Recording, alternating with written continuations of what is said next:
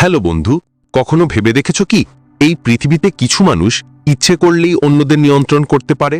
কিছু মানুষ যে কোনো কঠিন পরিস্থিতিতেও শক্তিশালী দেখায়, আর বাকিরা শুধু তাকিয়ে থাকে।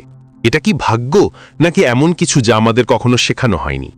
পাওয়ার, এই শব্দটা শুনলেই আমাদের মাথায় নানা রকম ছবি ভেসে ওঠে। কখনো রাজনীতি, কখনো ব্যবসা, আবার কখনো কোনো টক্সিক সম্পর্কের স্মৃতি। কিন্তু সত্য হলো, পাওয়ার বা ক্ষমতা প্রতিটি মানুষের জীবনের এক অদৃশ্য অংশ, যা প্রতিটি সম্পর্ক, প্রতিটি চুক্তি আর প্রতিটি কথোপকথনের আড়ালে নিঃশব্দে কাজ করে। ভাবো একবার এমন একজন মানুষকে যাকে সবাই পছন্দ করে, প্রমোশন সবসময় তাকেই মেলে, সবাই তার কথা শোনে, আর তুমি ভাবতে থাকো শেষমেশ ওর মধ্যে এমন কি আছে।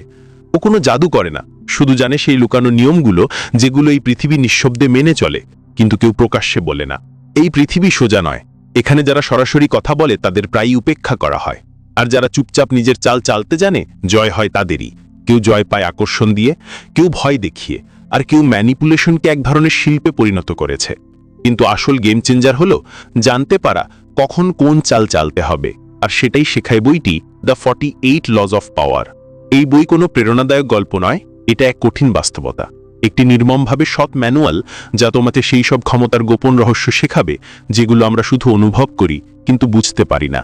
এই বই তোমাকে সহজ পথ দেখায় না, বরং শেখায় কিভাবে তুমি সেই গোলকধাঁধায় পথ খুঁজে বের করবে যেখানে প্রত্যেকে নিজের স্বার্থের জন্য একটা মুখোশ পরে ঘুরছে। তুমি হয়তো ভাবছো এই বই কি অন্যদের নিয়ন্ত্রণ করার জন্য? না, এই বই নিজেকে নিয়ন্ত্রণে রাখার জন্য, যাতে কেউ তোমাকে ফাঁদে ফেলতে চাইলে তুমি তার থেকে এক ধাপ এগিয়ে থাকতে পারো। কারণ ক্ষমতা মানে শুধু শক্তি নয়, এটা এক নিঃশব্দ অস্ত্র, আর যেই অস্ত্র চালাতে শেখে সে একা থেকেও যে কোনো যুদ্ধক্ষেত্রে জিততে পারে। এই ভিডিওতে আমরা এই বইয়ের 10টি সবচেয়ে গুরুত্বপূর্ণ নিয়ম বুঝব, যেগুলো তোমার চিন্তাধারাই বদলে দেবে। চলো শুরু করি। নিয়ম 1, কখনো তোমার গুরুকে ছাড়িয়ে যাও না। কখনো ভেবে দেখেছো কি তোমার পরিশ্রম, প্রতিভা আর সততার পরও কেন কিছু মানুষ তোমার আগে যায়? তুমি নিশ্চয়ই কখনো এমন অনুভব করেছো যখন তুমি কোনো কাজে নিজের সেরাটা দিয়েছো, পুরো মনোযোগ দিয়ে কোনো প্রজেক্ট শেষ করেছো, তবুও প্রশংসা পাওনি, বরং দেখেছো লোকটা তোমাকে এড়িয়ে চলতে শুরু করেছে, অথবা তোমার বিরুদ্ধে পরিবেশ তৈরি হচ্ছে। কেন এমন হয়? প্রতিভাবান হওয়া কি অপরাধ? না, অপরাধ নয়, কিন্তু পৃথিবী সোজাসুজি চলে না। আর প্রথম নিয়মটা যা কেউ আমাদের শেখায় না তা হলো নেভার আউটশাইন দ্য মাস্টার। মানে যার অধীনে তুমি কাজ করছো সে তোমার বস, শিক্ষক, সিনিয়র, অথবা এমন কেউ যার অহং তুমি ছুঁতে পারো, তার সামনে এতটা উজ্জ্বল হয়েও না যে সে নিজের অস্তিত্ব নিয়েই সন্দেহে পড়ে যায়। ক্ষমতার জগতে ইগো খুব ভঙ্গুর জিনিস। যারা উচ্চ পদে থাকে তাদের ভেতরে নিরাপত্তাহীনতা অনেক গভীর, যদিও তারা সেটা কখনো প্রকাশ করে না। আর যখন তুমি তাদের সামনে নিজের মেধা দেখাও, তারা মুগ্ধ হয় না, বরং হুমকি অনুভব করে। ভাবো একটা রাজসভা, রাজা সিংহাসনে বসে আছে আর চারপাশে সভাসদ। হঠাৎ এক তরুণ আসে, অত্যন্ত বুদ্ধিমান, আকর্ষণীয়, প্রতিভাবান। সবাই তার দিকে তাকিয়ে যায়। রাজা প্রথমে হাসে, তারপর চুপ হয়ে যায়। ধীরে ধীরে রাজসভায় সেই তরুণের বিরুদ্ধে বাতাবরণ তৈরি হয়। কেন? কারণ আলোটা রাজা থেকে সরে গিয়ে এখন তার উপর পড়েছে। এটাই ঘটে যখন তুমি তোমার মাস্টার থেকে বেশি জ্বলতে থাকো। তোমার উদ্দেশ্য যতই পবিত্র হোক না কেন, যদি তোমার প্রতিভা কারোর অহং আঘাত করে, তাহলে তুমি হেরে গেছো, কোনো ভুল না করেও। এই সত্যটা তিতা কিন্তু প্রয়োজনীয়, কারণ যারা ইমোশনালি ইন্টেলিজেন্ট তারা জানে কখন নিজের আলো একটু কমাতে হয় আর কখন অন্যের অহংকে একটু পালিশ করতে হয়। কখনো কখনো জীবনে এগিয়ে যাওয়ার জন্য শুধু বুদ্ধিমান হওয়াই যথেষ্ট নয়, আপনাকে কূটনৈতিকও হতে হয়। আপনাকে বুঝতে হবে কোন সময়ে কতটা কথা বলা উচিত, কার প্রশংসা করতে হবে, আর কখন নিজেকে একটু পেছনে রাখতে হবে, যাতে দীর্ঘমেয়াদে আপনি খেলায় জিততে পারেন। ক্ষমতার জগতে বেঁচে থাকার নিজস্ব নিয়ম আছে, আর এই প্রথম নিয়মটি এক অদৃশ্য বর্মের মতো কাজ করে। যারা এই নিয়মটিকে উপেক্ষা করে তারা যতই প্রতিভাবান হোক না কেন, একদিন না একদিন নিজের জায়গা হারিয়ে ফেলে। তাই পরের বার যখন আপনি কোনো গুরুত্বপূর্ণ ব্যক্তির সামনে থাকবেন, আপনার কথা, শরীরের ভাষা এবং উজ্জ্বলতা কিছুটা সংযত রাখুন। মনে রাখবেন, নিজের মেধা দেখানোরও সঠিক সময় ও জায়গা আছে। আর যদি আপনি এটা বুঝে ফেলেন, তাহলে ধরে নিন আপনি ক্ষমতার প্রথম দরজার চাবি পেয়ে গেছেন। দ্বিতীয় আইন, আপনার উদ্দেশ্য গোপন রাখুন। যখনই আপনি কোনো পরিকল্পনা করেন, কোনো বড় স্বপ্ন দেখেন বা কোনো লক্ষ্যের দিকে নিঃশব্দে এগিয়ে যান, তখন কি কখনো মনে হয়েছে যেন পুরো পৃথিবী আপনার পথে বাধা হয়ে দাঁড়িয়েছে? মানুষ আপনার বিরুদ্ধে কথা বলা শুরু করে, ঘটনা জট পাকাতে থাকে, আর আপনার পরিকল্পনাগুলো পূরণ হওয়ার আগেই ভেঙে যায়। হয়তো আপনি আপনার ইচ্ছাগুলো খুব তাড়াতাড়ি প্রকাশ করে ফেলেছেন। এই পৃথিবীতে সবচেয়ে বিপজ্জনক বিষয় হল নিজের উদ্দেশ্য খোলাখুলি প্রকাশ করা। এই আইন শেখায় নিজের আসল পরিকল্পনা ও লক্ষ্যগুলো সবসময় পর্দার আড়ালে রাখা উচিত। যেমন একজন জাদুকর মঞ্চে তার ম্যাজিক দেখায়, কিন্তু তার আসল রহস্য সবসময় গোপন থাকে।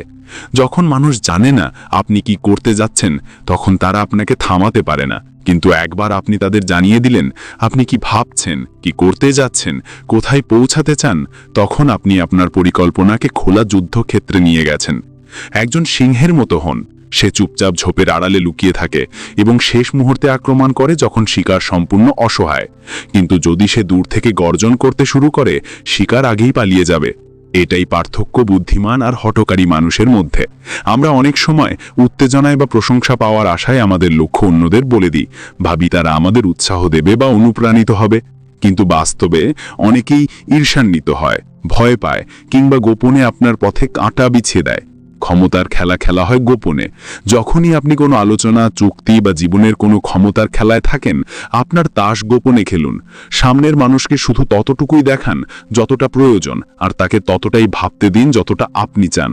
যখন মানুষ বিভ্রান্ত থাকে আপনি কি ভাবছেন তা নিয়ে, তখনই আপনি তাদের মনের উপর নিয়ন্ত্রণ তৈরি করতে শুরু করেন, আর সেখান থেকেই আসল ক্ষমতা শুরু হয়। এই পৃথিবী চলে কৌশলে, আবেগে নয়। যারা নিজেদের উদ্দেশ্য গোপন রাখতে শেখে, তারা ধীরে ধীরে অন্যদের চালও বুঝে ফেলতে শেখে। তারা কথার আড়ালে লুকানো মানে ধরতে পারে, মুখের অভিব্যক্তির পেছনের আসল ভাব বুঝতে পারে, এবং তখন তারা 1 ধাপ নয় 10 ধাপ এগিয়ে থাকে।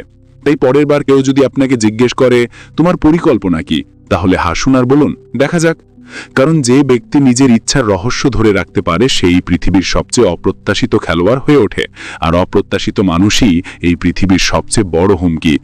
এই পৃথিবীর সবচেয়ে বড়, সবচেয়ে অমার্জনীয় অপরাধ হলো ভুলে যাওয়া। আপনি যতই ভালো হন, যতই পরিশ্রমী বা সৎ হন, তাতে কিচ্ছু যায় আসে না যদি মানুষ আপনাকে লক্ষ্যই না করে। এই পৃথিবীতে এগিয়ে যায় সেই সব মানুষ যাদের সবাই দেখে, যাদের নিয়ে কথা হয়, যাদের নামেই প্রতিক্রিয়া আসে। তাই ক্ষমতার জগতে একটি কঠিন কিন্তু সত্য নিয়ম বলে, যেভাবেই হোক না কেন মানুষের দৃষ্টিতে থাকুন, মনোযোগ নিন। আর যদি কেউ না দেয়, তাহলে নিজেকে এমন করে গড়ে তুলুন যেন কেউ আপনাকে উপেক্ষা করতে না পারে। কারণ সত্য হলো, মানুষ শুধু সেই জিনিসই দেখে যা তাদের কাছে চকচক করে। কন্টেন্টের চেয়ে প্যাকেজিং বেশি বিক্রি হয়, গভীরতার চেয়ে নাটকীয়তা বেশি মনে থাকে, আর নীরবতার চেয়ে দৃশ্যমানতা বেশি প্রভাব ফেলে। তুমি ভাবতে পারো, মনোযোগ মানে অ্যাটেনশন পাওয়া কি খারাপ কিছু? কি এখন শো অফ করতে হবে? না, এটা শো অফের বিষয় নয়, এটা স্ট্র্যাটেজির বিষয়। ক্ষমতা পেতে হলে তোমাকে মানুষের নজরে আসতে হবে, তবে বুদ্ধিমত্তার সঙ্গে। কখনো রহস্য তৈরি করে, কখনো আকর্ষণ দিয়ে, কখনো বিতর্কের মাধ্যমে। কিন্তু একটা কথা সব সময় মনে রেখো, ভিড়ের মধ্যে হারিয়ে যাওয়া মানে হেরে যাওয়া। এই দুনিয়ায় লাখো প্রতিভাবান মানুষ আছে যারা অজানাই থেকে গেছে, কারণ তারা কখনো নিজেদের দৃশ্যমান করেনি। ইতিহাস খুলে দেখো, রাজনীতি, ব্যবসা, শিল্প বা বিনোদন, যারা ক্ষমতায় এসেছে তারা নিজেদের মানুষের মনে খোদাই করে দিয়েছে। কখনো তাদের চেহারা দিয়ে, কখনো কথা দিয়ে, কখনো কাজে। কিন্তু একটা জিনিস তারা কখনো ছাড়েনি, মনোযোগ। কখনো এক সাহসী প্রবেশ, এক অদ্ভুত পোশাক, এক অস্বাভাবিক মন্তব্য, কিংবা এক রহস্যময় নীরবতায় মানুষের কৌতূহল টেনে নেয়। আর কৌতূহল থেকেই শুরু হয় দৃশ্যমানতা, সেখান থেকেই ক্ষমতার দরজা খোলে। তাই পরের বার তুমি কোনো মিটিংয়ে, কোনো সামাজিক জায়গায় বা অনলাইনে থাকলে তোমার উপস্থিতিকে নিস্তেজ হতে দিও না। আলোটা নিজের উপর ফেলো, কারণ যতক্ষণ পর্যন্ত এই দুনিয়া তোমাকে দেখবে না, ততক্ষণ তারা তোমাকে মানবে না। আর মনে রেখো, নাম মুছে যাওয়ার আগে মুখ ফিকে হয়ে যায়। ক্ষমতার দুনিয়ায় হয় তুমি আলোয় থাকবে, নয় ছায়ায় হারিয়ে যাবে। তাই বুদ্ধিমানের মতো বেছে নাও, কারণ মনোযোগ কোনো অপশন নয়, এটা টিকে থাকার উপায়। নিয়ম 4, তোমার শত্রুকে সম্পূর্ণভাবে ধ্বংস করো। কখনো কেউ তোমার সঙ্গে এমন কিছু করেছে যা তুমি সারা জীবন ভুলতে পারোনি? ধোঁকা দিয়েছে, অপমান করেছে, ক্ষতি করেছে, আর তুমি তাকে ক্ষমা করে দিয়েছ। হয়তো তুমি বড় মানুষ হতে চেয়েছিলে, হয়তো লড়াই চাওনি, কিন্তু এরপর কি হলো? সময়ের সঙ্গে সেই মানুষটা আবার ফিরে এলো এবং আবার তোমাকে আঘাত করল। এটাই ঘটে যখন তুমি তোমার শত্রুকে পুরোপুরি শেষ করো না। এই দুনিয়ার এক কঠিন কিন্তু সত্য কথা হলো, অর্ধেক লড়াই সবচেয়ে বিপজ্জনক হয়। যখন তুমি শত্রুকে না বন্ধু বানাও, না পুরোপুরি শেষ করো, তখন সে ভেতর থেকে শক্তি জোগাড় করে। তোমার দয়ার আচরণকে সে দুর্বলতা ভাবে, আর একদিন আরও বেশি প্রস্তুত হয়ে আরও বিপজ্জনক হয়ে ফিরে আসে। ইতিহাস ভরা এমন উদাহরণে রাজারা, নেতারা, ব্যবসায়ী, টাইকুনরা যখনই তাদের শত্রুকে পুরোপুরি হারাতে পারেনি, সেই শত্রুরাই ফিরে এসে সবকিছু ধ্বংস করেছে। ক্ষমতার জগতে আবেগ দিয়ে সিদ্ধান্ত নেওয়া মানে নিজেকে দুর্বল করা। করুণা দেখানো মহৎ গুণ, কিন্তু কৌশলে এর কোনো জায়গা নেই। কারণ শত্রু কখনো ভোলে না যে তুমি তাকে নিচে ফেলেছিলে। সে লুকিয়ে থাকবে, নত হবে, হাসবে, কিন্তু ভিতরে ভিতরে শুধু একটাই জিনিস মনে রাখবে, একদিন তুমি তাকে অপমানিত করেছিলে, আর সেই অপমানের বদলা নিতে সে সারা জীবন পরিকল্পনা করবে। তাই নিজেকে রক্ষা করতে চাইলে এমনভাবে জয়ী হও যে সে তোমার দিকে তাকাতেও ভয় পায়। তার যেন ফিরে আসার কোনো পথ, কোনো সমর্থন, কোনো আশা কিচ্ছু না থাকে। এই নিয়ম শেখায় ক্ষমতা আসে করুণা থেকে নয়, স্পষ্টতা থেকে। কখনো কখনো নিজেকে বাঁচাতে কঠোর হতে হয়। আর যদি তুমি ভাবো এটা তো কিছুই করতে পারবে না, তাহলে বুঝে নাও পরের আঘাতটা তারই হবে।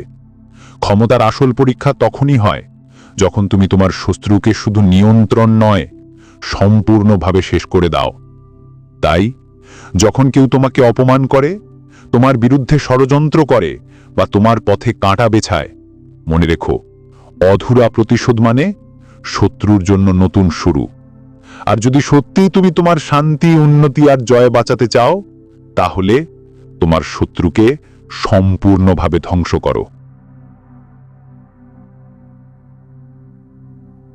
নিয়ম 5, সম্মান ও মর্যাদা বাড়াতে দূরত্ব ব্যবহার করো। তুমি কি কখনো কোনো মানুষের মূল্য বুঝতে পেরেছো যখন সে তোমার জীবন থেকে চলে গেছে? যখন সে পাশে ছিল, তখন হয়তো তুমি তার কথা, তার উপস্থিতি সবকিছু অবহেলা করেছিলে। কিন্তু যখন সে দূরে গেল, তখন হঠাৎ বুঝলে সে কতটা গুরুত্বপূর্ণ ছিল। এটাই মানুষের স্বভাব। যা সবসময় চোখের সামনে থাকে তা আমরা অবহেলা করি, কিন্তু যা হঠাৎ বিরল হয়ে যায় তার মূল্য আকাশ ছোঁয়া হয়ে ওঠে। ক্ষমতার দুনিয়াতেও এই নীতি কাজ করে। অনুপস্থিতি ব্যবহার করো যাতে সম্মান ও মর্যাদা বাড়ে। অর্থাৎ সবসময় উপস্থিত থেকো না, মাঝে মাঝে নিজেকে দূরে সরিয়ে নাও, নীরব হয়ে যাও।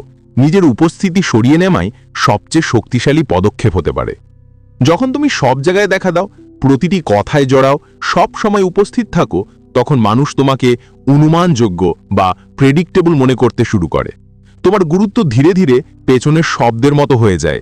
তুমি যতই মূল্যবান হও না কেন, তুমি স্বাভাবিক হয়ে পড়ো। কিন্তু যখন তুমি হঠাৎ সরে যাও, তখন মানুষ বুঝতে শুরু করে তুমি আসলে কতটা অবদান রাখছিলে, তোমার মূল্য কি ছিল। তোমার অনুপস্থিতি তখন তোমার উপস্থিতির থেকেও বেশি প্রভাব ফেলে। ভাবো, একজন সঙ্গীত শিল্পী আছে যে প্রতি সপ্তাহে কনসার্ট করে।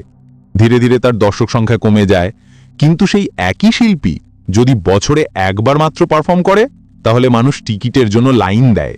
কেন? কারণ বিরলতা সম্মান সৃষ্টি করে। কম দেখা দাও, কিন্তু যখনই দেখা দাও প্রভাব ফেলো। ক্ষমতাবালী মানুষরা তাদের সময়, শক্তি ও উপস্থিতিকে সহজলভ্য করে না, তারা সচেতনভাবে নিজের মূল্য বাড়ায়। আর সেটা হয় তখন যখন তারা সময় সময় অদৃশ্য হয়ে যায়। কখনো কখনো তোমার নীরবতাই তোমার সবচেয়ে জোরালো আওয়াজ হয়ে ওঠে। কখনো কখনো তোমার অনুপস্থিতি তোমার সবচেয়ে বড় উপস্থিতি হয়ে দাঁড়ায়। এটাই মনস্তত্ত্বের মাস্টার স্ট্রোক। যখন মানুষ তোমাকে মিস করতে শুরু করে, তখনই তুমি তাদের মনের মধ্যে জায়গা করে নাও। আর একবার যদি তুমি কারো মনে জায়গা করে নাও, সেখান থেকেই শুরু হয় আসল ক্ষমতা। তুমি মনে রেখো, এটা ভারসাম্যের খেলা। যদি তুমি বেশি সময়ের জন্য অদৃশ্য থাকো, তাহলে মানুষ তোমাকে ভুলেও যেতে পারে। কিন্তু যদি সঠিক সময় সঠিকভাবে নিজের অনুপস্থিতি ব্যবহার করতে পারো, তাহলে তুমি মানুষের সম্মান ও মর্যাদা বহু গুণ বাড়াতে পারবে। তাই পরের বার যখন মনে হবে মানুষ তোমাকে হালকাভাবে নিচ্ছে, তোমার কথা গুরুত্ব দিচ্ছে না, তখন নিজেকে একটু পিছিয়ে নাও। নিজেকে এতটা সাধারণ করো না যাতে মানুষ তোমার গুরুত্বই টের না পায়, কারণ যখন তুমি মাঝে মাঝে অদৃশ্য হও তখনই মানুষ তোমার ফিরে আসার অপেক্ষা করে, আর অপেক্ষা সেটাই ক্ষমতার সবচেয়ে সত্যিকারের চিহ্ন। প্রত্যেক মানুষেরই একটি দুর্বলতা থাকে, কোনো না কোনো ব্যথা, ভয় বা এমন একটি ক্ষত যা সে দুনিয়ার কাছ থেকে লুকিয়ে রাখে। বাইরে থেকে সে যতই শক্তিশালী, আত্মবিশ্বাসী বা প্রভাবশালী দেখাক না কেন, তার ভেতরে এমন কিছু থাকে যা তাকে নিয়ন্ত্রণযোগ্য করে তোলে। যদি তুমি কোনো মানুষের আসল দুর্বলতা চিনে ফেলো, তাহলে তুমি তার উপর অদৃশ্য নিয়ন্ত্রণ পেয়ে যাও।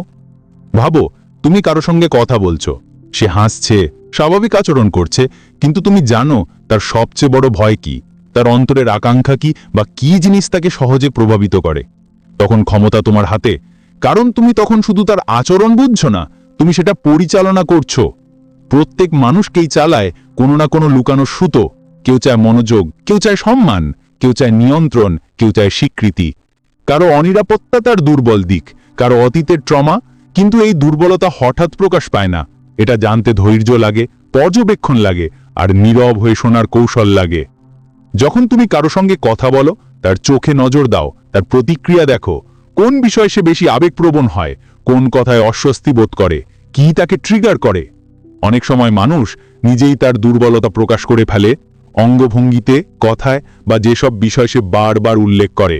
একবার তুমি যদি সেই সুতো ধরতে পারো, তাহলে তুমি তার মনের দরজার চাবি পেয়ে যাও। তুমি হয়তো ভাবছো, এটা কি প্রভাবিত করা? হতেই পারে, কিন্তু ক্ষমতার খেলায় নৈতিকতা নয়, কার্যকারিতা দেখা হয়।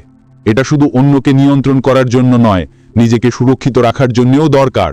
কারণ যখন তুমি অন্যের দুর্বল দিক চিনতে শেখো, তখন তুমি এটাও বুঝতে পারো অন্য কেউ তোমাকে কোথা থেকে নিয়ন্ত্রণ করতে পারে, আর তখন তুমি নিজেকে সুরক্ষিত রাখতে পারো। এটাই আসল শক্তি। অন্যদের দুর্বলতা বুঝে সেটাকে ব্যবহার করতে জানে, আর সেই দুর্বলতাকে কাজে লাগাতে পারে, সেই আসল ক্ষমতা অর্জন করে। তাই পরের বার যখন কারো সঙ্গে মিশবে, শুধু ওপরের কথাগুলো শুনো না, তার ক্লান্তি, তার কথা বলার ভঙ্গি, তার ভেতরের এনার্জি বোঝার চেষ্টা করো।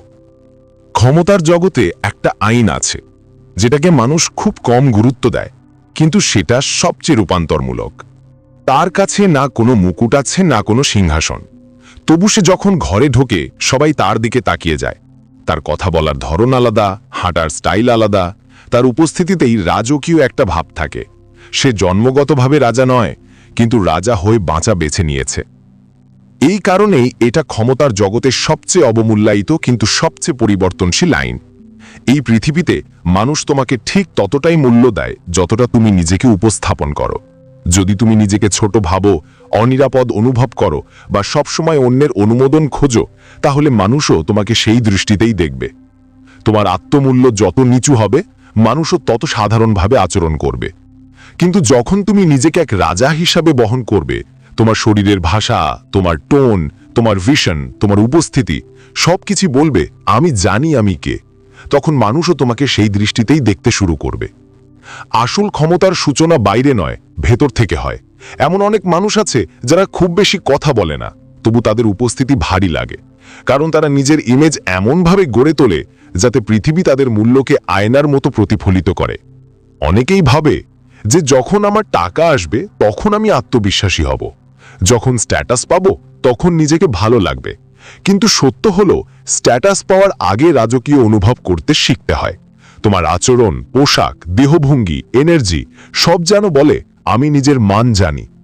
অনেক মানুষ গরিব থেকেও রাজকীয়ভাবে নিজেকে উপস্থাপন করেছে, আর মানুষ তাদের সেইভাবেই সম্মান করেছে।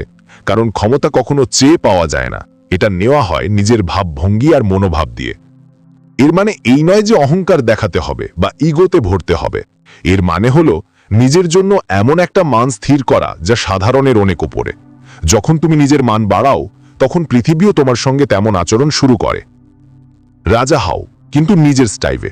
তোমার অঙ্গি ভঙ্গিতে শান্তি থাকুক, তোমার কথায় গভীরতা থাকুক, আর তোমার উপস্থিতিতে মর্যাদা। যদি কেউ তোমাকে অবমূল্যায়ন করে বা তুমি নিজেকে সাধারণ ভাবতে শুরু করো, তাহলে আয়নায় তাকিয়ে সোজা হয়ে দাঁড়াও আর বলো আমি রাজা, আর এই পৃথিবীতে আমার অস্তিত্বের জন্য কারোর অনুমতির প্রয়োজন নেই। কারণ যতক্ষণ না তুমি নিজেকে রাজা মনে করছো, ততক্ষণ কেউ তোমাকে রাজা বলবে না। ভেবে দেখেছো কখনো কেন কিছু মানুষ খুব বেশি পরিশ্রম না করেও বড় সাফল্য পায় আর কিছু মানুষ প্রাণপণ চেষ্টা করেও শুধু অপেক্ষা করে যায়? কারণ পার্থক্য দক্ষতায় নয়, পার্থক্য সময়ে। ক্ষমতার জগতে প্রতিভা জরুরি, কিন্তু যদি টাইমিং তোমার পক্ষে না থাকে তাহলে সবচেয়ে বড় সুযোগও হাতছাড়া হয়ে যাবে। এই আইনটির নাম হলো সময়ের শিল্পে দক্ষতা। এই পৃথিবীতে প্রতিটি জিনিসের একটা সঠিক সময় আছে। একটা বীজও তখনই ফল দেয় যখন তাকে সঠিক ঋতু, সঠিক মাটি আর সঠিক সময় দেওয়া হয়। তুমি যদি খুব তাড়াতাড়ি কাজ করো তাহলে ফল পাকার আগেই পড়ে যাবে, যদি দেরি করো তাহলে সুযোগ হাতছাড়া হবে। আসল ক্ষমতা তারাই ধরে রাখে যারা পরিস্থিতি পড়তে জানে, যাদের ধৈর্য আছে, যারা বোঝে কখন কথা বলতে হয়, কখন চুপ থাকতে হয়, কখন এগোতে হয় আর কখন পেছোতে হয়।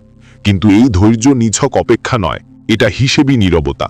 ক্ষমতাবান মানুষ কখনো তাড়াহুড়ো করে প্রতিক্রিয়া দেয় না, তারা সবকিছু পর্যবেক্ষণ করে, তারপর সঠিক মুহূর্তে পদক্ষেপ নেয়। মানুষ কি ভাবছে, তাদের আবেগের প্রবাহ কেমন, কি কোন মুডে আছে, এসব যারা বুঝে এবং যখন সঠিক সময় আসে তারা এমন এক পদক্ষেপ নেয় যা সব কিছু বদলে দেয়। জীবনকে দাবার মতো ভাবো, প্রতিটি গুটি চাল চলতে পারে, কিন্তু মাস্টার সেই যে পুরো বোর্ড বিশ্লেষণ করে, বোঝে কোন চাল কখন মারতে হবে আর কোনটা থামিয়ে রাখতে হবে। জীবনেও তাই হয়, কেউ কেউ প্রতিটি সুযোগে ঝাঁপিয়ে পড়ে আর শেষে পুড়ে যায়, আবার কেউ কেউ নীরবে বসে সঠিক সময়ের অপেক্ষা করে এবং যখন সময় আসে তারা পুরো দৃশ্যপটই পাল্টে দেয়। পাওয়ার মানে সবকিছু করা নয়, পাওয়ার মানে হলো সঠিক সময় সঠিক কাজ করা। কিন্তু একটা কথা মনে রাখো, টাইমিং আয়ত্ত করার মানে এই নয় যে তুমি সব সময় অপেক্ষা করবে। এর মানে হলো তুমি এতটাই সচেতন হয়ে যাবে যে তুমি বুঝে ফেলবে কখন অ্যাকশন নিতে হবে আর কখন ধৈর্য ধরতে হবে। অনেক মানুষ এখানেই ভুল করে, কেউ খুব তাড়াহুড়ো করে সিদ্ধান্ত নেয়, কেউ আবার এত দেরি করে যে সুযোগ হাতছাড়া হয়ে যায়। কিন্তু যে মানুষ সময়ের হৃৎস্পন্দন শুনতে শেখে সে হারকেও জয় পরিণত করতে পারে। তাই আজ থেকে নতুনভাবে বাঁচা শুরু করো। প্রতিটি সিদ্ধান্তের আগে নিজেকে শুধু একটা প্রশ্ন করো, এটাই কি সঠিক সময়? আর যখন উত্তর তোমার হৃদয় থেকে আসে তখন পূর্ণ বিশ্বাস নিয়ে পদক্ষেপ নাও, কারণ টাইমিং শুধু একটা ডিটেল নয়, টাইমিং আসল খেলা। কখনো কেউ তোমাকে বিনা কারণে বিনা চেষ্টায় কিছু দিয়েছে? শুরুতে ভালো লাগে, ওয়াও কি ভাগ্য মনে হয়, কিন্তু থামো, এখান থেকেই শুরু হয় পাওয়ারের সবচেয়ে গোপন চাল। চাই সেটা গিল্ট হোক, কন্ট্রোল হোক বা তোমার আত্মসম্মানের ছোট্ট একটি ত্যাগ। ডিসপাইজ দ্য ফ্রিল্যান্স আইন বলে, যদি কিছু তোমাকে বিনামূল্যে দেওয়া হয় সাবধান হও, কারণ ফ্রি জিনিসগুলো বাইরে থেকে ঝকঝকে দেখালেও ভিতর থেকে তোমার শক্তি খেয়ে নেয়। শক্তিশালী মানুষ কখনো বিনা দামে পাওয়া উপকারের উপর নির্ভর করে না, তারা গিভ অ্যান্ড টেকের মনোবিজ্ঞান বোঝে। যদি তুমি বারবার ফ্রি জিনিস গ্রহণ করো, ধীরে ধীরে অন্যজন তোমার উপর দাবি জমাতে শুরু করবে। প্রথমে সে ছোট উপহার দেবে, তারপর আশা করবে তুমি তার মতো করে ভাবো, তার মতো আচরণ করো। আর তুমি ভাববে আমি তো শুধু সাহায্য নিয়েছি, কিন্তু আসলে তুমি তোমার স্বাধীনতার এক টুকরো দিয়ে দিয়েছ। যখন নিজের মূল্য জানো তখনই তুমি নিজের সম্মান রক্ষা করতে পারো। অবশ্যই সব ফ্রি জিনিস ফাঁদ নয়, কিন্তু যদি তুমি সবকিছু ফ্রি পাওয়ার অভ্যাস করে ফেলো, তুমি অজান্তেই নিজেকে এক অদৃশ্য শৃঙ্খলে বেঁধে ফেলছো। শক্তিশালী মানুষ সবসময় পেয়ে করে, কখনো অর্থে, কখনো উপকারে, কখনো সময়, কারণ তারা জানে যে পেমেন্ট মানে স্বাধীনতা। আর যেখানে স্বাধীনতা আছে সেখানেই প্রকৃত শক্তি আছে। এই আইনের আরও একটি স্তর আছে, যখন তুমি কাউকে কিছু ফ্রিতে দাও সে তার মূল্য কম বোঝে, কিন্তু একই জিনিস যদি কেউ পরিশ্রম বা খরচ করে অর্জন করে সে তাকে সম্মান করে, যত্ন করে। তাই তুমি কিছু নিচ্ছ না দিচ্ছ সেটা ফ্রি হলে সাময়িক আনন্দ দিতে পারে, কিন্তু দীর্ঘমেয়াদে সেটা বোঝা হয়ে যায়। তাই যদি তুমি সত্যিকারের শক্তিশালী হতে চাও, সবসময় নিজের মূল্য জানো, কারণ এই পৃথিবীতে সবচেয়ে বেশি শক্তি তার কাছেই থাকে যে নিজের মধ্যে সেই আত্মবিশ্বাস রাখে যে আমি ফ্রিল্যান্স খাই না, আমি নিজের মূল্য নিজেই নির্ধারণ করি। এবং শেষ শিক্ষা, ল 10, অ্যাজিউম ফর্মলেসনেস। যদি এই পৃথিবীতে কিছুই স্থায়ী না হয় তাহলে সবচেয়ে নিরাপদ পরিচয় কি? উত্তর হলো কোনো নির্দিষ্ট রূপ নয়।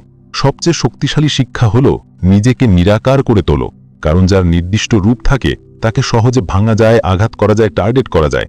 তুমি যদি গ্লাস হও ভাঙা যাবে, তুমি যদি দেয়াল হও ধ্বংস করা যাবে, কিন্তু যদি তুমি নিরাকার হও কেউ তোমাকে ধরতে পারবে না। আর সেখানেই আসল শক্তি লুকিয়ে থাকে।